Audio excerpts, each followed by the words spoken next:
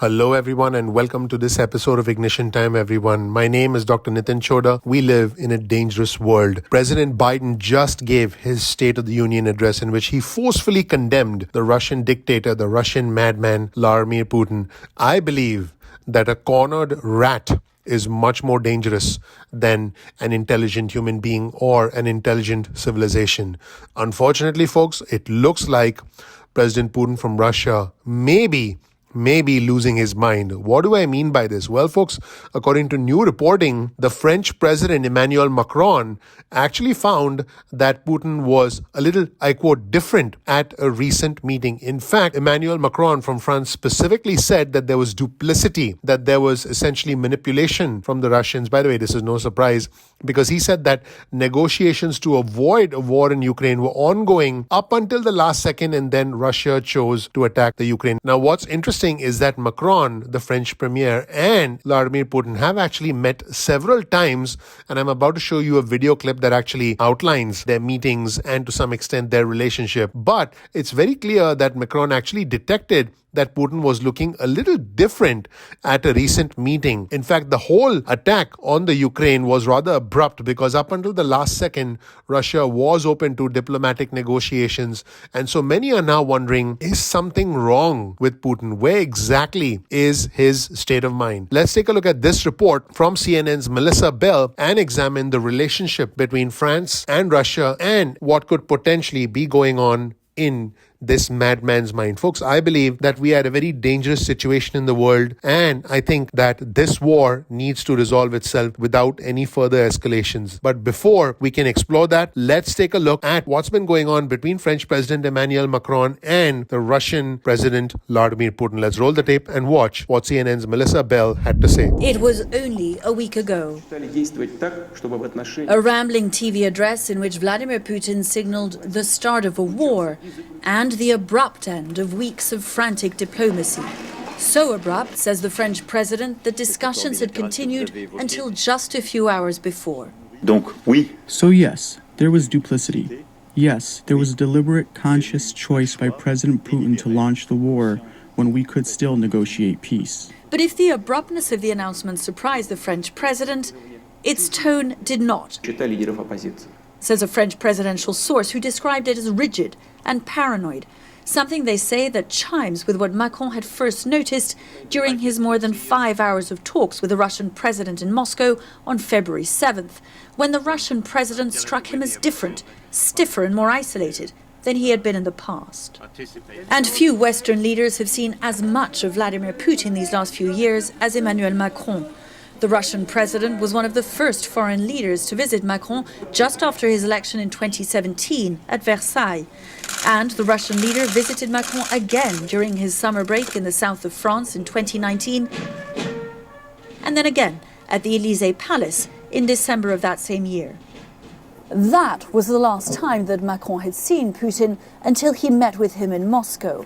What Élysée Palace sources say is that by then, he found himself opposite a man who was much changed. Macron felt that Putin was now on an ideological drift, no longer the man he'd met in December of 2019. By Saturday, Putin was once again making televised remarks, referring to Ukraine's leadership as a Nazi or fascist regime, urging Ukrainian armed forces to seize power, even as the country's Jewish president was defiantly speaking to the world from Kyiv, and Ukrainian forces and civilians were putting up stiff resistance. I think that this guy lost touch with realities, actually. Reality and realities. American realities, Western European realities, Ukrainian reality, and even Russian realities. Because the Russian people, this is clearer and clearer every day, doesn't support this war. By Sunday, another televised address and a further escalation. The Russian president putting his nuclear arsenal on high alert, blaming NATO for its aggressive statements. With this nuclear madness, Putin poses as much greater threat to the world than bin Laden. Even as the Russian invasion slows in the face of Ukrainian resistance, the question is now one of disconnect, even within the Kremlin. Ukraine's foreign minister is saying Sunday that their intelligence suggests that even those close to Putin are against the invasion, a military move that may have devastating consequences for Russia. Jake, there was another phone call today between the French and the Russian presidents. It lasted 90 minutes. Now, the French readout of the call talks about the French insistence on the need for de-escalation.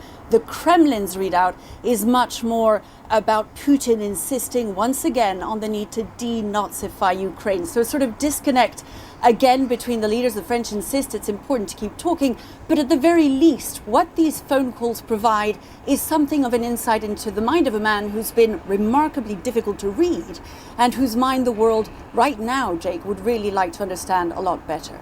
So that's where things stand, everyone. It's very clear that Putin seems to be very lonely, very isolated. And it's also clear that there are people in Russia who don't want this war. There have been a lot of reports emerging from Russia about Russian citizens protesting in the streets. The number 7 tennis player in the world, who's a Russian, actually said that he didn't want war and actually said that. In fact, he wrote it on a camera, "No war, please." He actually did that.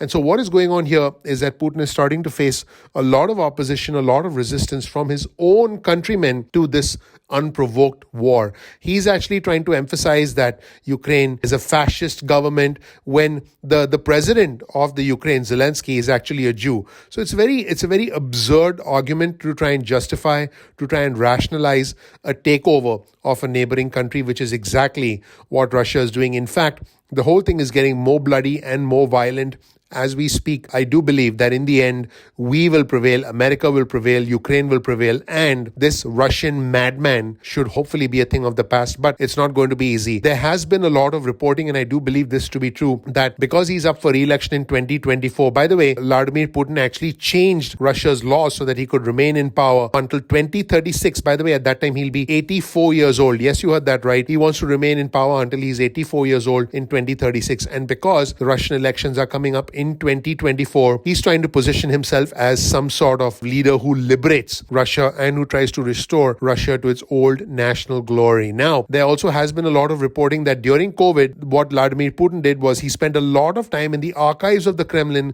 going through old maps of Russia, trying to understand how to, I quote, restore Russia to its former glory, which is essentially what this whole mess is all about. The price of oil is rising now. Oil is well over $100 a gallon at the time I'm recording this episode of Ignition Time, and oil is the only source of revenue for Russia right now because Russia has been cut off from the rest of the world. In fact, Apple just announced that they'll stop selling all their products in Russia, and Apple is one of several American companies that have decided to stop doing business with Russia.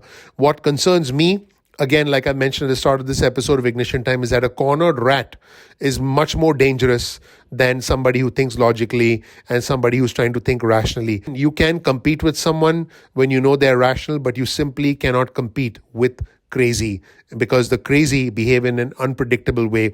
And that is what makes this situation so dangerous. Thank you so much for watching. Please click like, please click subscribe, please enable notifications. Let me know what you think of this alarming episode of Ignition Time where the French Premier Macron basically said that Putin seemed different at a recent meeting. He seemed a little stiff and he seemed a little out of his element.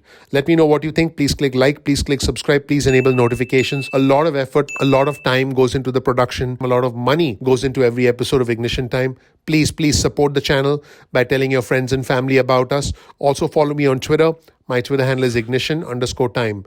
That's ignition_time. Thank you so much. I'm looking forward to seeing you in the next episode of Ignition Time. Take care. Bye.